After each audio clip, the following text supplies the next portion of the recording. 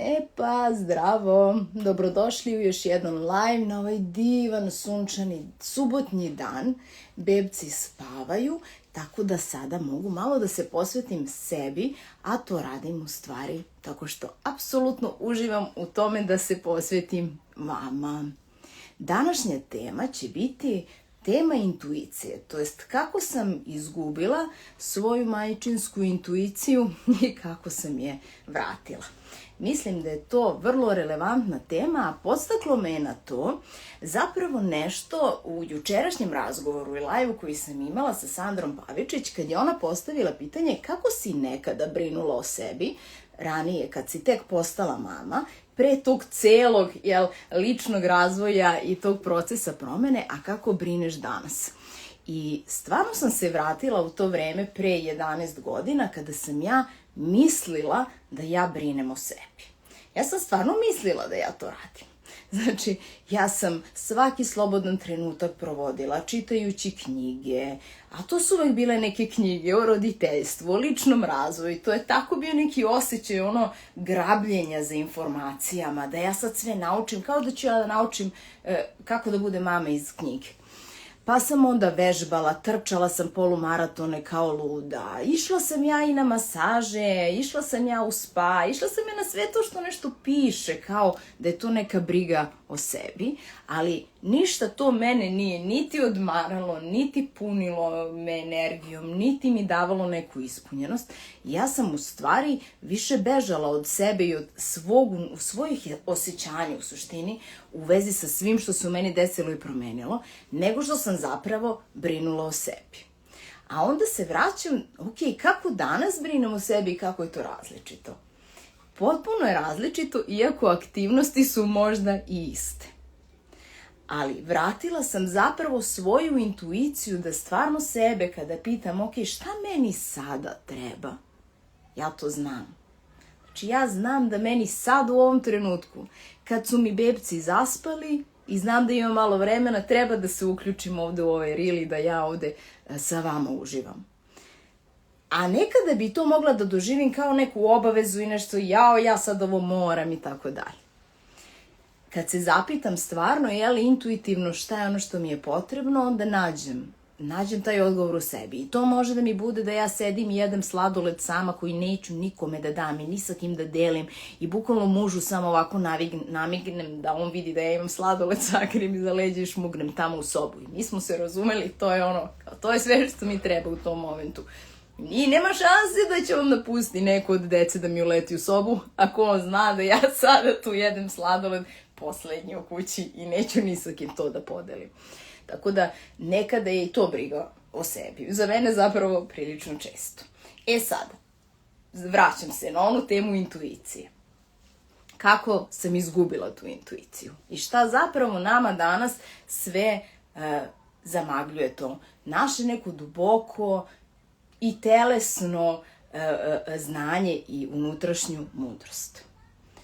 Prvo, ne živimo u uslovima u kojima smo, hoću da kažem da živimo u uslovima u kojima smo jako pretrpani spoljašnjim informacijama i stimulusima koji dolaze sa svih strana i pune nam glavu. I mi to svesno idemo ka tome. Hoćemo te knjige, hoćemo te podcaste, hoćemo da čitamo, pa sad hoćemo da idemo na kurs, da se informišemo i tako dalje. I mi u stvari upijamo znanje s polja. I mi to znanje s polja veoma vrednujemo. I sad kako ga uzimamo iz raznih izvora, onda se ono u nama brka i mi sad gubimo više uopšte mogućnosti da procenimo. Mi talasamo, bar sam ja takva, u zavisnosti od toga koju knjigu tada sam čitala, ja sad tako, to je moj pristup i ja sad to radim. Znači, ne provlačim to kroz neki svoj filter unutrašnjeg osjećaja, nego ako ovaj čovek kome verujem, ko je naučnik ili psiholog ili ne znam šta tako kaže, ja ću to da sprovodim i tako dalje. Znači, to je jedna stvar, pretrpani smo.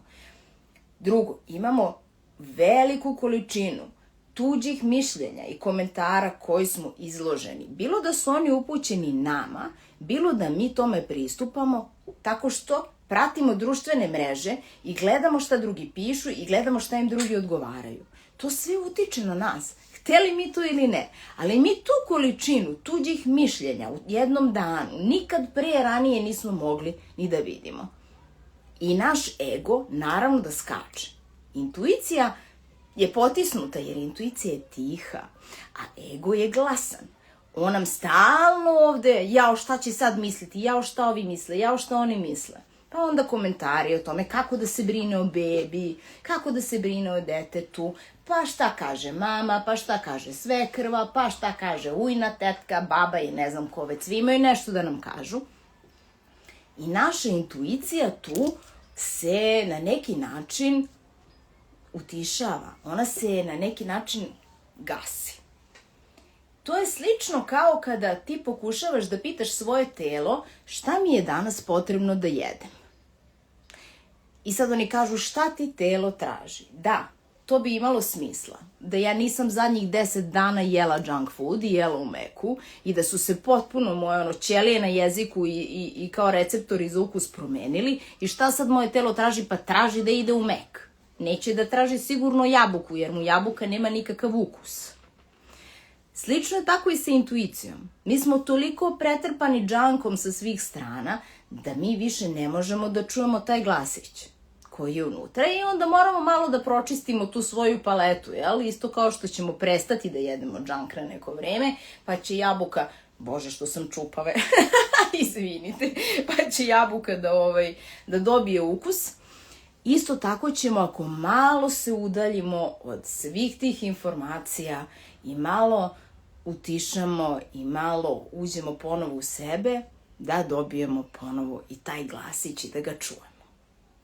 E sad, šta je isto bitno kad sam razmišljala o toj brizi o sebi i zašto ja ne znam tačno šta mi treba, to je zato što sam ja zapravo bežala od onog što osjećam. To jest, bežala sam od svog nekog mraka. I svega što se u meni desilo i promenilo kad sam postala mama i osjećaja velike krivice, što ja sada sve što radim i sve što ja negde ispunjavam i što ja smatram da treba da radim, ja to uspevam i u redu je, ali ja u tome ne uživam i ne pronalazim se i obožavam to svoje dete, ali ne uživam u tome što sam majka. I to sam često od žena čula, volim svoje dete, ali ne volim što sam mama. To znači, dakle, da je naša intuicija stvarno mnogo utišana ili da su preko nje postavljene razne barijere i u vidu naših veoma dubokih negativnih emocija sa kojima se nismo izborile, nismo imale pravu podršku da to podelimo i nismo imale možda hrabrosti da same dođemo do toga, jer mi kao ljudi mnogo bežimo od toga, a možda i nismo dovoljno. Ja sam dozvolila sebi da ih osetim onda kada nisam imala drugog izbora. Kad me je život tako spucao da sam morala da se nosim sa tim, jer promena je onda bila manje bolna nego da ostanem tu gde jesam. Ok, i sad, kako da razumem razliku između intuicije i straha, ili intuicije i anksioznosti, ili intuicije i ega. Kada malo pročistim svoju emotivnu paletu, kada dozvolim sebi da budem u kontaktu i sa tim strahom, i sa tom ljutnjom, i sa tim besom, a za to postoje razni načini i meni u tome pomagala mnogo i psihoterapija i coaching i rad na sebi generalno. Kada ja te emocije dovoljno jako mogu da dozvolim sebi da ih osetim i da sam na bezbednom, da znam da se ništa strašno neće desiti, onda mogu da počnem da pravim razliku između intuicije i straha, na primjer. Strah je, u stvari, prvo pitanje koje ja sebi postavim jeste, kada, na primjer, treba da donesem određenu odluku. Da li se osjećam u grudima kao da me ovo steže i sužava? Ili se osjećam kao da se širim, kao da idem ka nečemu što je dobro, ka nekom, da kažem, uzbuđenju. Ili osjećam to sužavanje, to smanjivanje sebe, to spuštanje negde dole. Ako je ovo drugo, onda to nije intuicija. Jel tako? To je onda verovatno strah. ili anksioznost. Kada je strah u pitanju, ti čuješ taj glasan, oštar i vrlo hitan glas, da tako kažemo. A intuicija je mirna, ona je tiha, ona dolazi iz jasnoće, ona stoji nekako, a strah ovako upire prstom i nekako igra, oštar je. Ima neki, da kažem, u telu osjećaj neke oštrine. Kod anksioznosti misli se roje se, vrte se hiljade nekih scenarija, ti onda iz toga izađeš s nekom idejom, ali ti vidiš da ona nije posložena. Kod intuicije ona je nekako skladna. Ona tebe kod intuicije ni na šta ne gura, ne terate, samo ti predlaže. Ali onako uporno, istrajno ti predlaže, daje ti to kao mogućnost. A kod anksioznosti to je moraš ovo, moraš ono, šta si ono, kako ću sad ovo, kako ću sad ono. To nije intuicija. Isto tako još nešto što je bitno. Može taj unutrašnji osjećaj da nešto treba da uradiš ili nešto ne treba da uradiš, da dolazi iz ega. Ako sad ovo uradim, meni će svi da, ne znam, gledaju s poštovanjem, da me vrednuju, da me hvale, zaradit ću gomilu love ili šta je već kome, jel na toj listi, kako da kažem, prioriteta bitno. I imaš želju da se uklopiš ili da ostaviš neki dobar utisak. To ne mora da bude intuicija. To što ćeš se možda uklopiti i ostaviti dobar utisak, ne mora da znači da to nije došlo kao rezultat nečega što je bilo iz intuicije. Ali ako je to osnovna želja, ako je to ono što je namera, ja moram da se uklopim. Jel? Ili moram da osvojim nečije poštovanje.